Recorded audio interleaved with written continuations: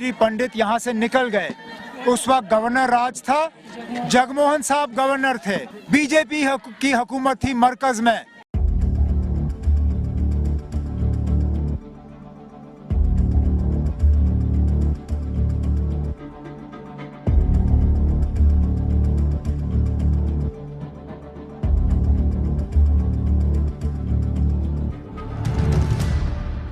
मैं तो उस फिल्म बनाने वालों से सिर्फ इतना जानना चाहता हूं, क्या ये डॉक्यूमेंट्री है या क्या ये कमर्शियल फिल्म है?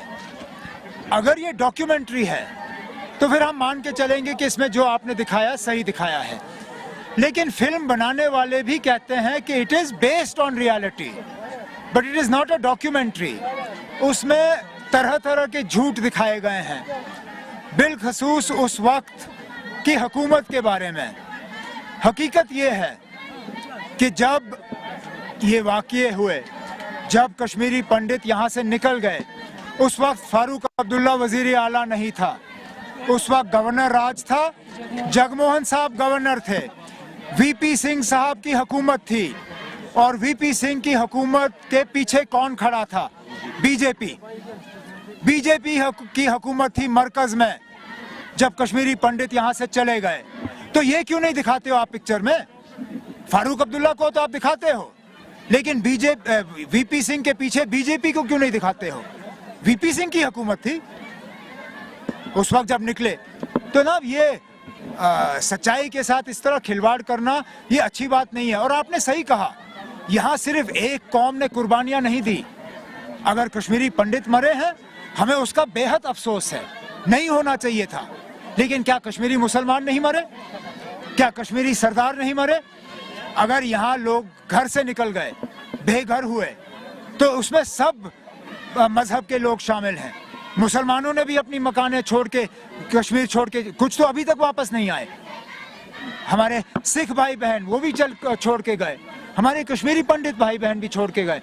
हमें इस बात का अफसोस है और हम कहते हैं ना, माहौल ऐसा बनना चाहिए कि ये वापस आए। लेकिन मुझे नहीं लगता है कि वो जो लोग ये पिक्चर बना रहे हैं वो इन लोगों की वापसी चाहते हैं। शायद इस पिक्चर से वो चाहते हैं कि ये लोग हमेशा के लिए बाहर रहें। लेकिन हमारी जब तक नेशनल कॉन्फ्रेंस है, हम उस शेर कश्मीर के सिपाही हैं, वर्कर हैं, जिन्होंने हमें ये नारा दिया, शेर कश्मीर का क्या इरशाद, हिंदू मुस्लिम सिख इत्तेहाद, हम उस बात पे कायम हैं और उस जम्मू कश्मीर को हम दोबारा कायम देखना चाहते हैं।